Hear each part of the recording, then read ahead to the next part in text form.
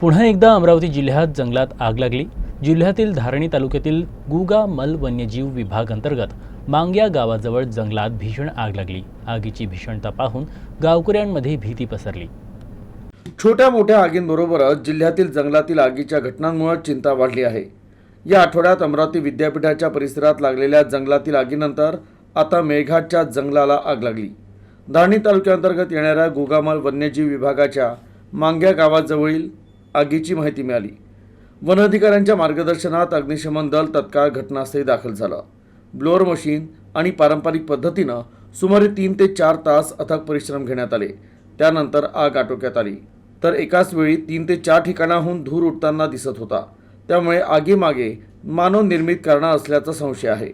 मांग्या गावाचं पुनर्वसन सुमारे 5 वर्षापूर्वी झालं होतं, पण काही गावकरी अजूनही तिथे राहतात आणि शेती करतात।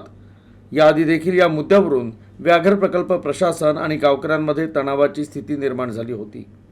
मेळघाट व्याघ्र प्रकल्प आणि प्रादेशिक वन विभागाकडे पुरेसं मनुष्यबळ नाही, त्यामुळे अशा घटनांवर त्वरित कारवाई करणं आव्हानात्मक ठरत आहे। आगीचं कारण काहीही असो, परंतु या आगीमुळं वनसंपत्तीचं मोठं नुकसान झालं आहे।